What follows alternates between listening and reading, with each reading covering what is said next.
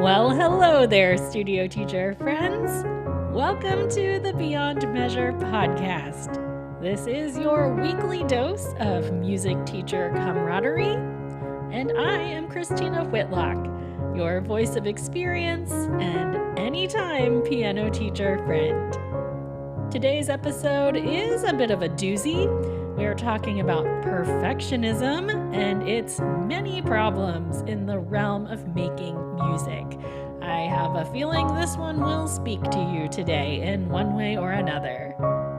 Real quick, if you are listening to this podcast in real time, today is the start of Studio Teacher Thanksgiving. I started Studio Teacher Thanksgiving 4 years ago. It's a week-long series of video reflections about specific points of gratitude we should be experiencing as music teachers, and it's delivered straight to your inbox every morning. And because it's Thanksgiving, I am also hosting daily giveaways in those emails too.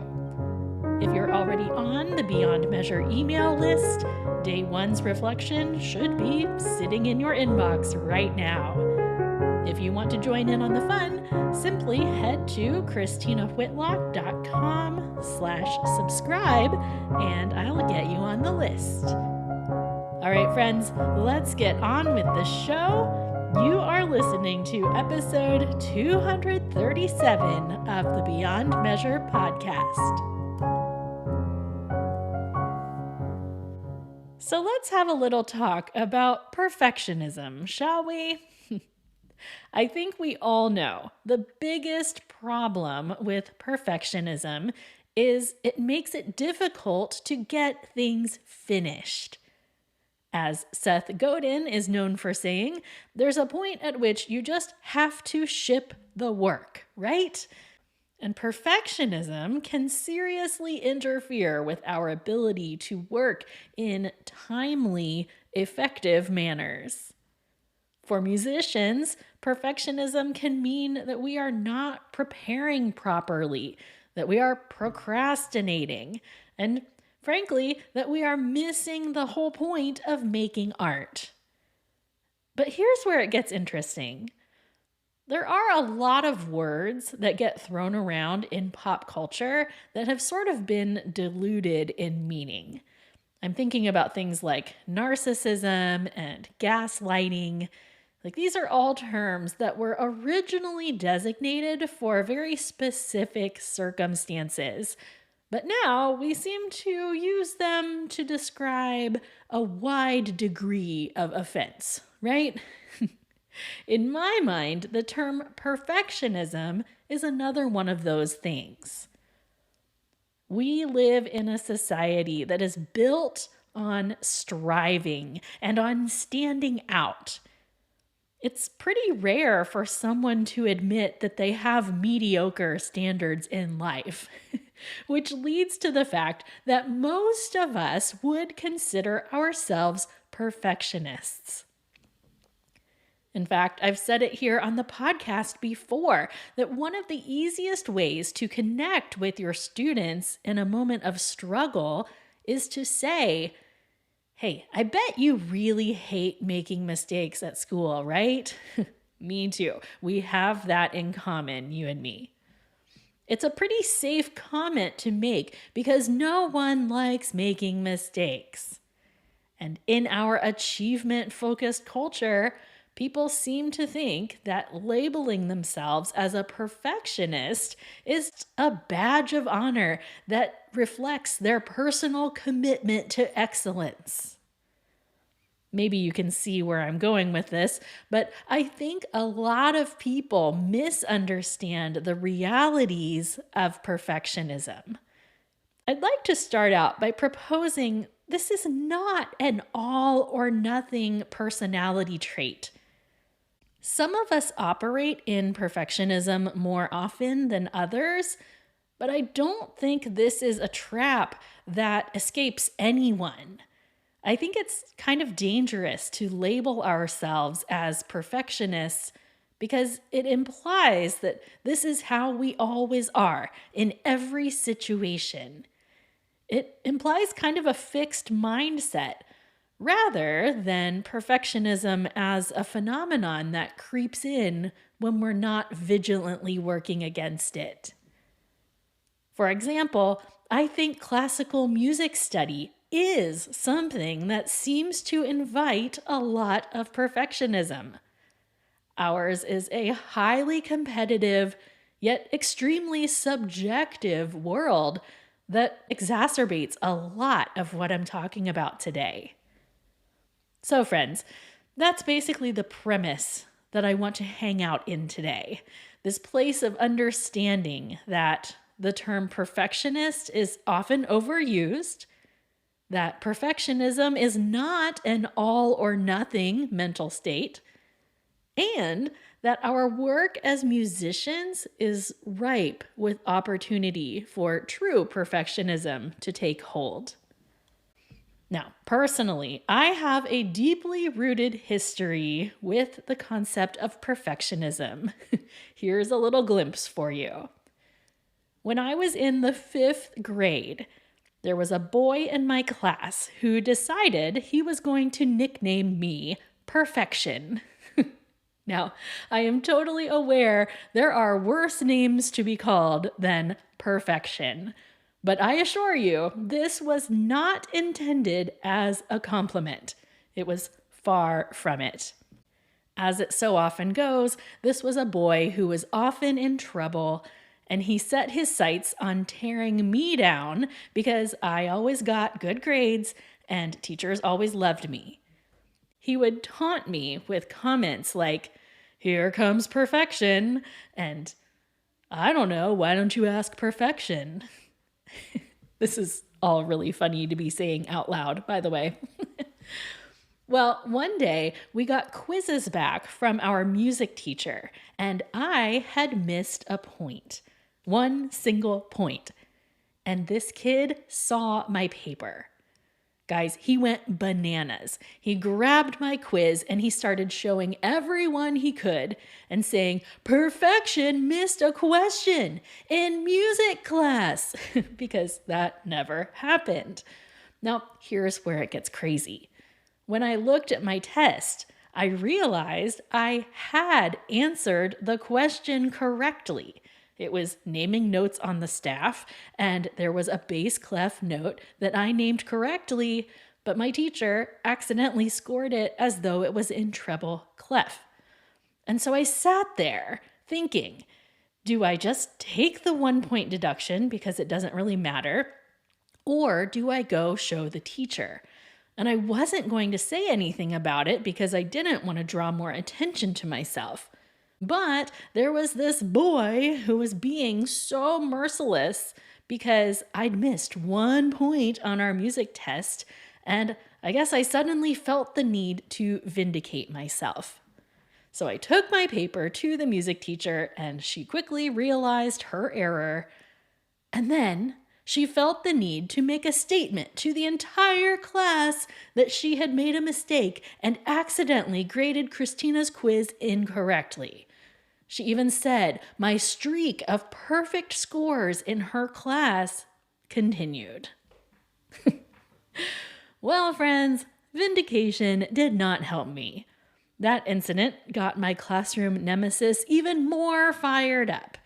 He was just relentless for the rest of that year and occasionally in the years following.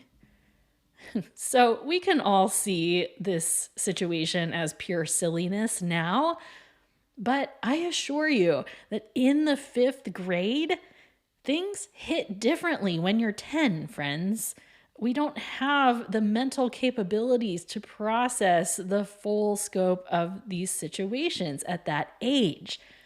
And what I learned was I was being put in this weird position of being told that perfection was part of my identity.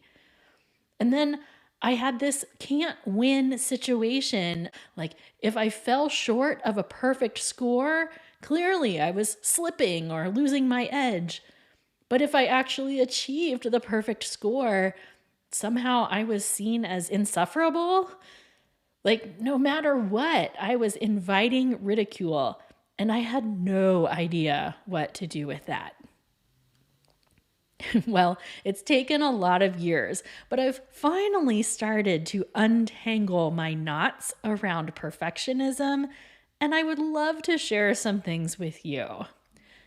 Quick shout out to Brene Brown, whose work around authenticity and perfectionism and shame and all of those fun topics has continually been a light of reason in my life. So, friends, let's talk about perfectionism. Real, actual perfectionism. Perfectionism is not an obsession with quality control. It's not about having a strong internal desire to do everything with excellence. True perfectionism is about fear. Perfectionism and fear go hand in hand. It's not caring about doing good work. It's being terrified of what will happen if you don't. Specifically, what other people will say or do in reaction to your work.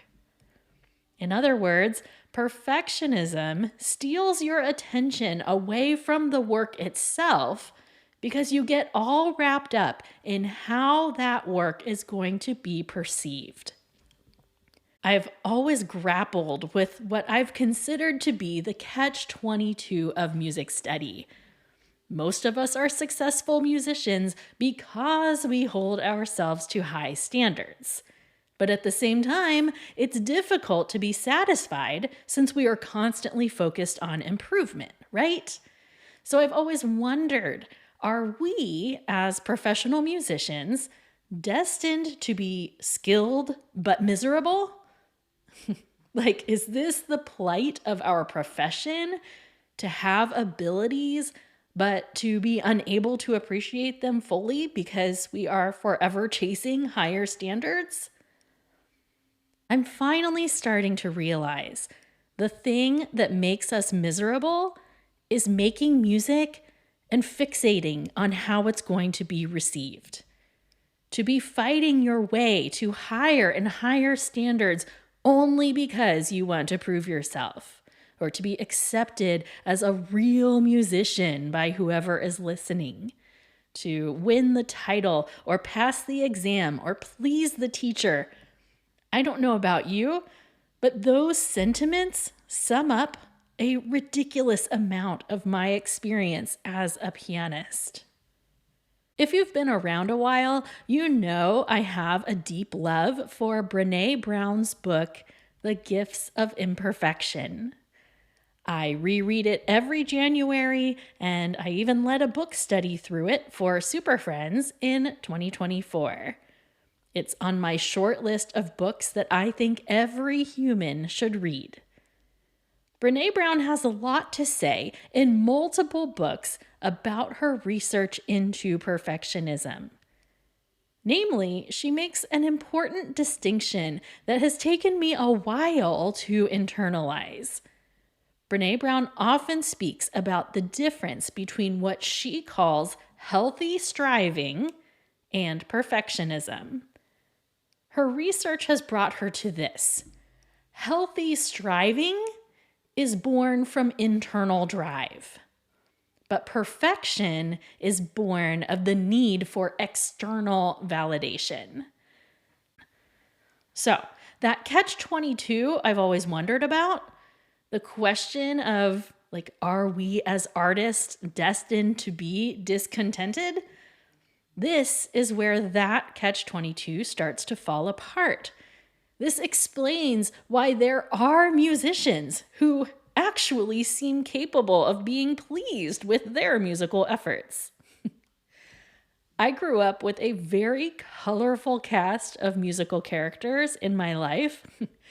My dad played with a lot of local bands in my very small town, and I watched a lot of musicians with varying degrees of competency make music and enjoy it.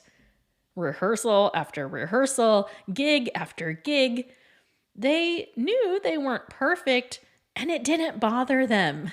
And I always marveled at that. So, when it comes to the healthy striving that Brene Brown talks about, I think most of us in this line of work have a predisposition to that. I think we find internal motivation to perform better and to connect with our music more deeply and to express it more effectively. Those are all lifelong pursuits. There's nothing problematic about that kind of healthy striving. I mean, few things would get accomplished if we didn't tap into those desires, right? So, having high standards is not the problem. That's not why our work doesn't get done. The perfectionism problem is this: when our motivation is to gain approval, or even more so, when our motivation is to avoid criticism, we are suffering under an unavoidable burden because we cannot avoid criticism. Other people's perspectives and opinions are completely outside our control. And there is almost nothing in this world that is universally cheered for. And this, my friends, is the problem of perfectionism, especially perfectionism as an artist.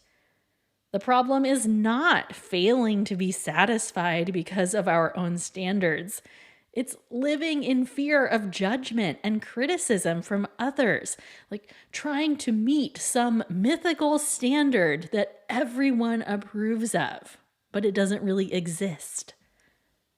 My brain is really good at convincing me that there is some way to do things and say things and write things that will remain free from criticism and judgment. But that is not true.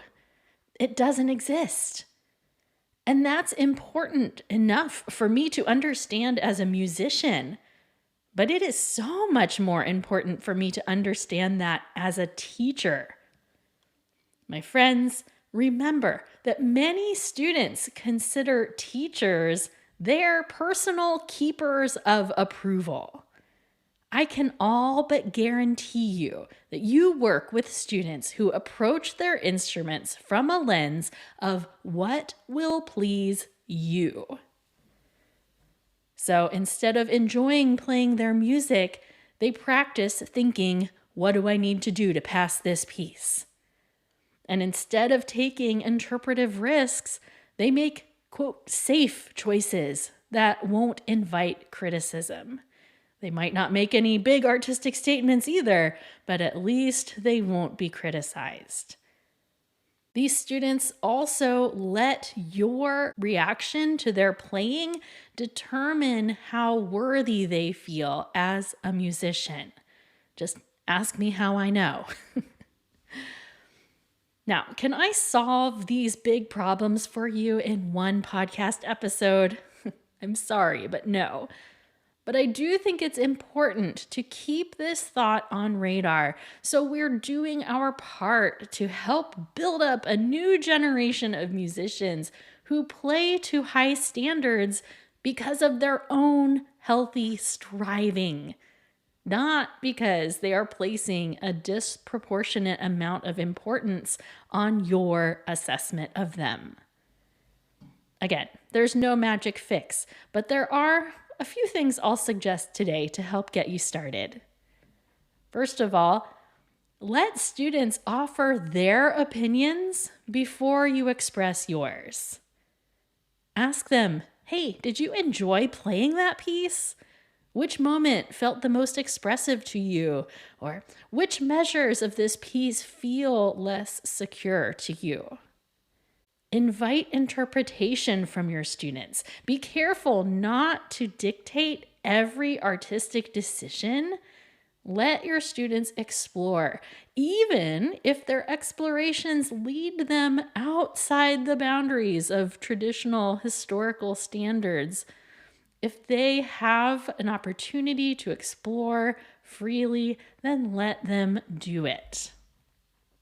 Remind your students that your opinion is not what matters the most. Tell your students, hey, I love to hear you play, but I'm even more interested in making sure that you love playing. My opinion is not the most important one here. I think there's something about saying that to your students that can be really effective. Lastly, I'll just say this.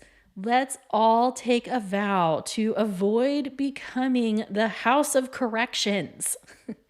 No one benefits when lessons are a constant stream of fix this and fix that and don't do that and oh, do this better. Don't be the house of corrections. Make music together with your students. Okay, so there we have it, friends. A very imperfect exploration of perfectionism. I hope you've been inspired to reassess your perspective on this troublesome topic. I hope it helps you reframe the moments when you find yourself moving outside the realm of healthy striving. We play music to add beauty and humanity to the world, not to prove ourselves or to avoid criticism.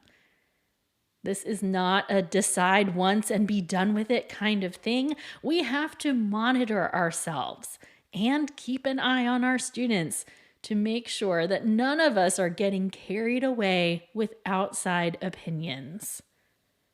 So, on that note, let's share a toast and then we'll get on with our lives.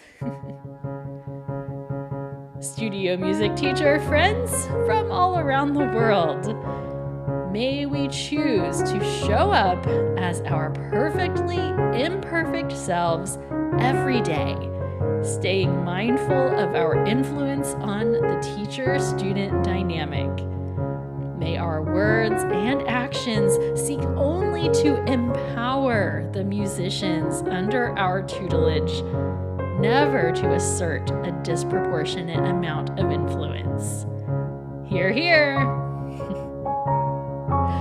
Oh, that was a big one, friends. Thanks for bearing with me while I process all of this business. Let's go make some music today and teach our students to do the same. What do you say? Don't forget to get signed up for Studio Teacher Thanksgiving if you aren't already. That link is in the show notes for today's episode, which can be found at christinawhitlock.com/episode 237. Onward and upward we go, friends.